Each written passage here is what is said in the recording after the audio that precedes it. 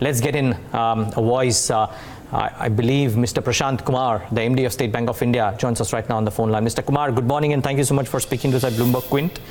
Yeah, good morning. How do you read into this pushback of the full implementation of the buffer? No, by March 19, we were supposed to go for the entire capital conservation buffer of 2.5%. So now it has been extended. Implementation has been extended by 1 year. So there would be some relief, like almost 0.67% of the capital. So for the State Bank of India, this is not an issue because we are well capitalized. But definitely the banks, there is a issue about the capital. So I think that they would be benefited by this. Interesting. Mr. Kumar, just request, before I come to the larger issues as well, since we are on this topic, requesting you to wear the industry hat. I know State Bank of India won't get impacted too much, but for the capital-starved banks, is this a minuscule thing, or does this provide a larger relief than what I'm thinking right now? No, it would not be a small thing. Because the banks who don't have that type of capital, they would be able to lend without raising more capital from the government or others. So that would be an advantage. But would this only meet the minimum capital requirements? And would you believe that for larger growth issues, capital infusion would still be a necessity from the government side, even in the capital-starved banks? No, definitely. Like going beyond whatever is prescribed today, if somebody has to grow, then you need to raise capital. Okay. But definitely this is a relief. I would not say a small relief. I think a big relief for the MB. Okay, I've got SBI on a Mr. Kumar on a slightly patchy line, but let me just try and squeeze in one more question. Aside of this, Mr. Kumar, anything else that stood out for you? No, I think only for two things there was a clarity. Like RBI will come out with something on MSME restructuring. So we'll wait for those guidelines. And second was the postponement of this capital part. Well, I think brokerages, Mr. Kumar, believe that amongst the lenders, the most impacted because of this MSME bit were the state-owned banks. And therefore, any kind of restructuring would alleviate some stress points. Would that be a correct assessment of what's happened yesterday, sir? It would depend on the guidelines. Definitely, we need to be mindful about the viability of the units.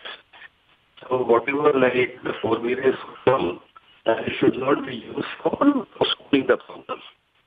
It should be for the resolving the problems. So banks have to be very mindful about that. Yeah, would you believe though, sir, that in a space like SME and with the restructuring norms, whatever they would be, any kind of restructuring without an economic loss absorbed by the lenders will not be a sustainable solution? No, it depends on the type of stress the units are facing. And the stress are temporary. So instead of classifying those accounts as non-performing assets, it would be better to restructure and provide relief. Mr. Kumar, I just want a response on a couple of these questions from you, but we got you on a slightly patchy line. We just try and reconnect that line and get in those thoughts from Mr. Kumar. But while we wait for that, let's also figure out what other experts across the board have said and how have they responded to the decisions taken by the Reserve Bank of India's Central Board, especially since it indicates that the two sides are now willing to negotiate and not take any knee-jerk reactions. It's a good first step. Remember a few weeks back or a few days back, we were afraid that things might be steamrolled inside at short notice. This is the smart way forward. This is the more credible way forward. Getting the RBI and the ministry to set up a committee which will look into the whole matter completely. I doubt if they can do anything in short notice. I doubt if it can be done in a month's time or 2 months' time. It might take longer than that. Remember, the previous committees of Dr. Malegam, etc., took a long time. So, but it's a good starting point.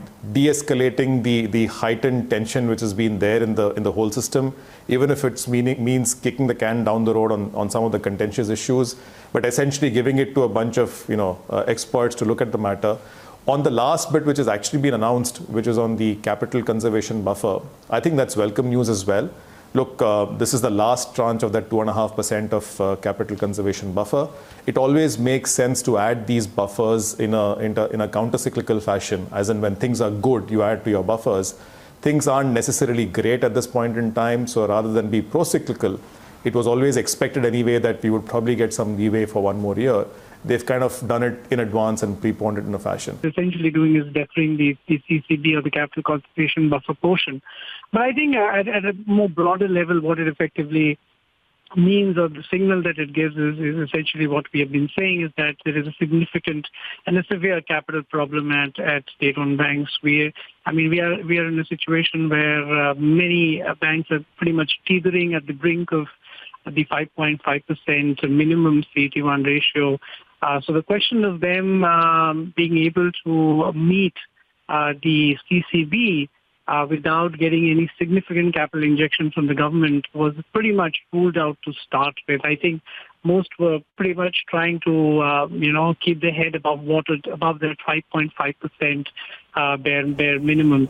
So in that sense, I don't think it necessarily changes the capital requirement or the dynamics, but it certainly, but by pushing it by one more year, it just gives banks a little more headroom to be able to manage that extra capital. The whole issues had acquired such a large profile and had come out in the public domain, which normally such issues are not expected to come into the public domain. These are sort of day-to-day issues which government and RBI, they do wrestle with each other all the time, because the perspective of the two is very different.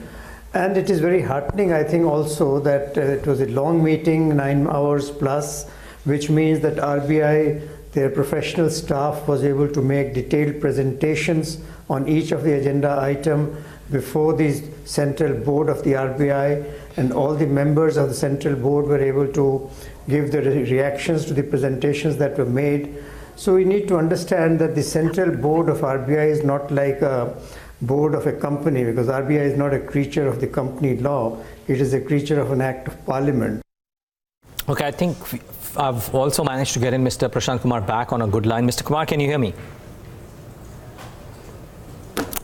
Well, just our luck. Nevertheless, I don't think I have him on a great line.